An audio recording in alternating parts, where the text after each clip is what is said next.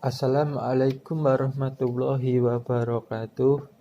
Selamat pagi anak-anak kelas 9 SMP Budi Utomo Surakarta.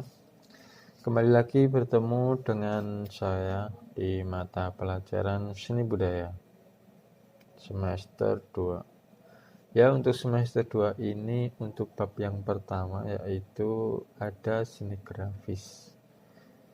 Pada minggu kemarin waktu Zoom mungkin saya kelupaan ya, belum menyebutkan kalau di semester 2 itu ada materi seni grafis. Jadi untuk yang pertama ini sebelum nanti kalian masuk ke materi pameran, jadi ini ada materi seni grafis.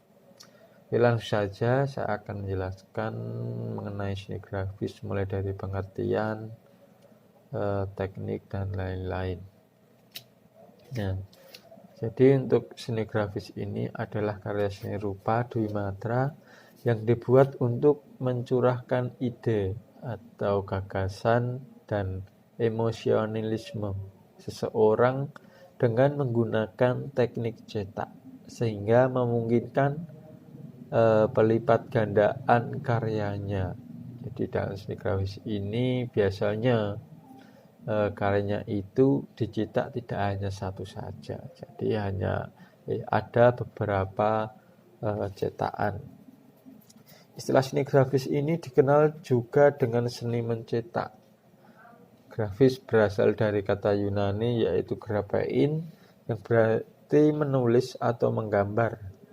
Ini dari Diksi Seni Rupa Susanto halaman 47. Istilah grafis dari bahasa Inggris adalah graphic yang berarti dapat membuat tulisan atau lukisan dengan cara ditoreh atau digores. Cetakan yang dimaksud di sini adalah berupa negatif film yang bisa menciptakan bentuk, gaya, warna ataupun ragamnya yang sama. Jadi pada umumnya itu seni grafis dibuat di atas kertas. Pada tekniknya ada banyak sekali. Ada monotype, ada litografi, ada cetak saring, cetak tinggi, dan lain-lain. Jadi untuk seni grafis dicetakkan di atas permukaan yang disebut dengan plat atau medium cetak. Salah satu pengertian itu ya. Langsung next selanjutnya yaitu jenis seni grafis. Ya, untuk jenis-jenis seni grafis ini ada 4 jenis. Yang pertama ada cetak tinggi, kemudian cetak dalam, selanjutnya yang ketiga cetak data, dan terakhir adalah cetak saring. Ini langsung untuk pengertian mengenai cetak tinggi. Cetak tinggi menggunakan klis atau acuan atau alat cetak yang akan menghasilkan gambar dari bagian yang menonjol. Apabila alat cetak dioles dengan tinta, di bagian yang menonjol itu akan menerima tinta. Jika klis atau alat cetak itu ditempelkan pada kertas kemudian diangkat, maka tampaklah gambar pada kertas. Ya, untuk cetak tinggi ini seperti contohnya itu pada stempel. Stempel itu merupakan salah satu contoh menggunakan seni grafis dengan teknik cetak tinggi dan jenisnya cetak tinggi ya, seperti klis. Kemudian untuk yang lain ada seni grafis cetak cukil, itu juga ada cukil. Jadi tekniknya itu permukaan datar kemudian dicukil, dicukil dengan menggunakan alat tertentu sehingga permukaannya lebih berkurang dan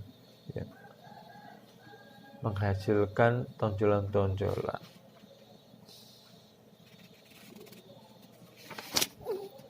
Kemudian selanjutnya yaitu cetak dalam. Nah, dalam cetak dalam itu sebutan lainnya adalah intaglio print ya. Jadi sama saja intaglio print sama cetak dalam. Cetak dalam adalah seni cetak yang menggunakan klise. Dalam artinya bagian dalam menyerap tinta dan akan membekas pada kertas. Jenis-jenis cetak dalam antara lain etsa, terus dry point, dan lain sebagainya.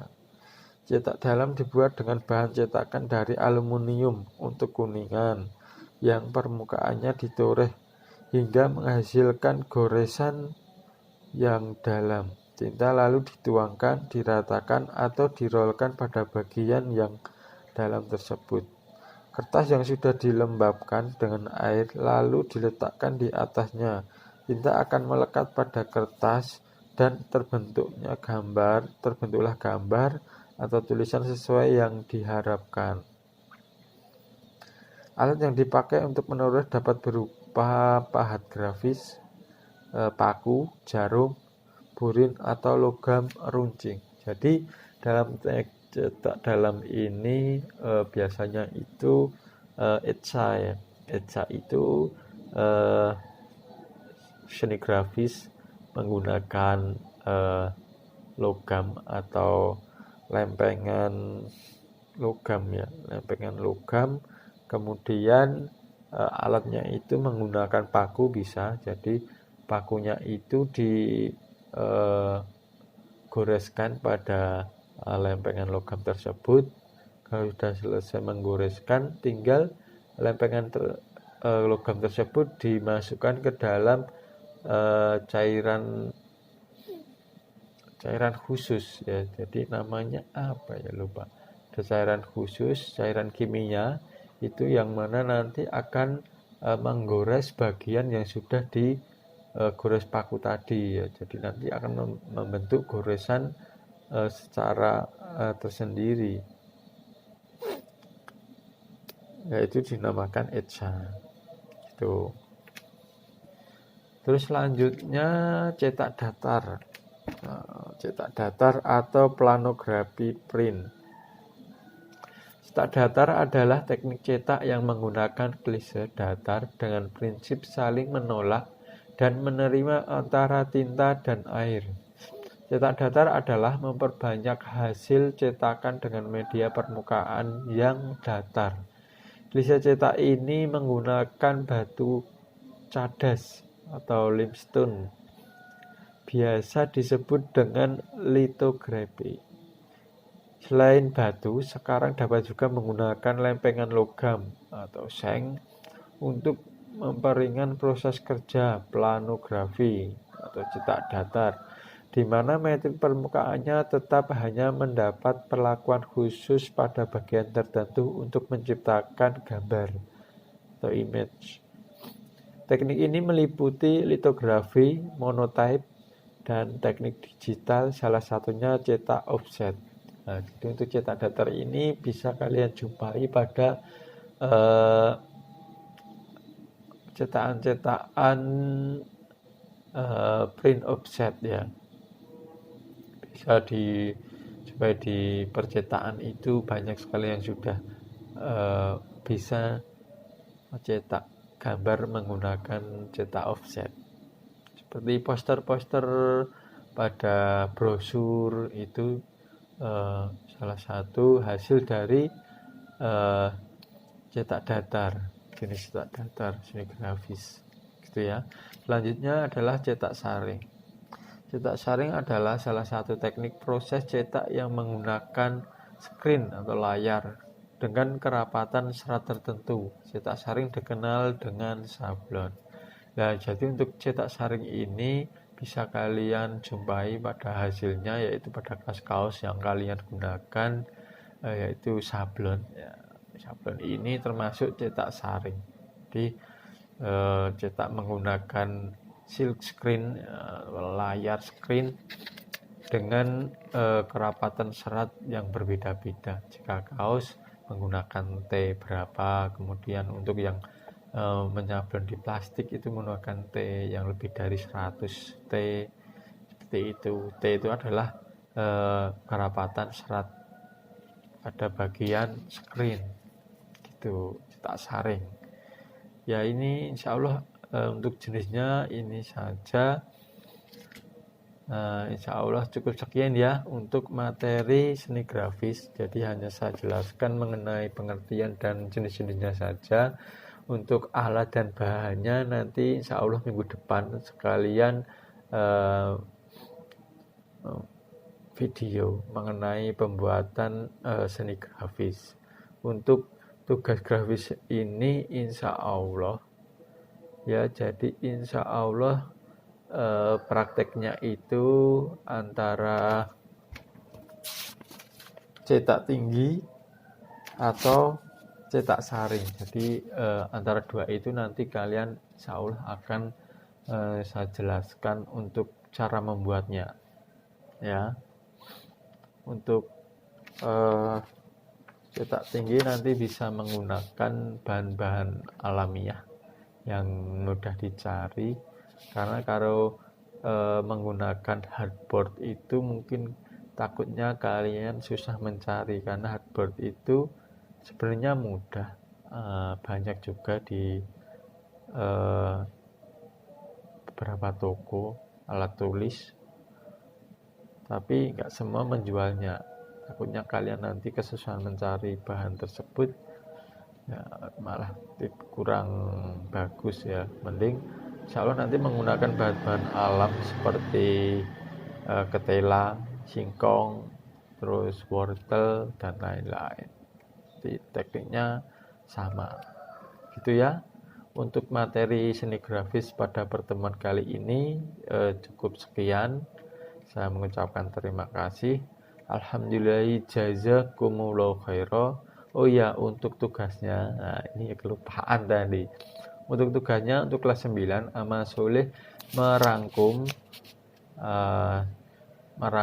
materi tentang seni grafis, mulai dari pengertian dan jenis. Dikerjakan di buku catatan. Nanti dikumpulkan Jumat depan saja. Jumat depan akan saya kasih link pengumpulan tugas Jumat depan ya.